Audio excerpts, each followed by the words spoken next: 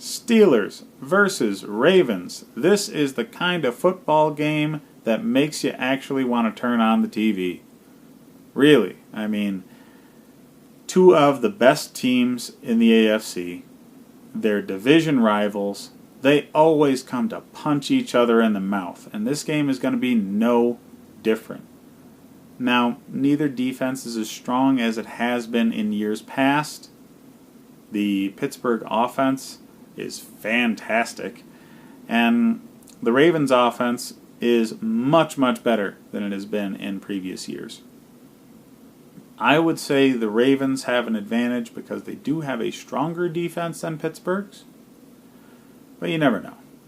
I mean, Pittsburgh has been miracling through this season in spite of a lot of turmoil in that locker room with what's going on with Le'Veon Bell and how the other teammates surrounding him have handled it and the scrutiny they're getting from the media all the time with what's going on in that locker room. They're doing really well for all that drama. Roethlisberger is a QB1 in every league. And it's just a matter of who owns him. I mean, if you have an absolute cream of the crop quarterback like a Aaron Rodgers or a Tom Brady, you might want to start them ahead of him, but it's matchup dependent, really, with Roethlisberger. This is not one of the matchups where he's going to be one of the strongest quarterbacks in the league, but he's always very good.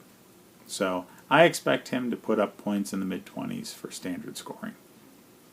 Antonio Brown is getting his targets again. He's not finding the end zone as consistently as he has in years past, but he's going to be a wide receiver one. I mean, he's had some shining moments in the past few weeks, and I would expect him to get more consistent as the season goes on. So put Brown out there. He's going to do great things for you. And Le'Veon Bell's on the bench still. He's not showing up, signing contracts, anywhere near the facility. So James Conner is a lock at a running back one. He's one of the top 2 or 3 running backs in fantasy right now when he's guaranteed starting. And really, he's probably going to be in that role all season. I don't expect Le'Veon Bell to come back and do anything. I really expect him to fake an injury once he starts coming back to games at all. So, yeah, James Conner, if you picked him up earlier in the season as a handcuff, good job. If you have Le'Veon Bell still on your roster, consider trading him for one of the receivers that just was recently traded. If you can get a Golden Tate or a Demaryius Thomas for him, that's a good play.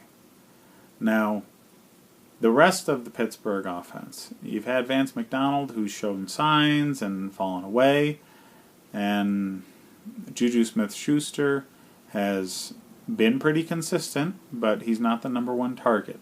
So I would say Smith-Schuster is a wide receiver 3 in most leagues, simply because the offense is very prolific. He's going to get enough points to consistently be there.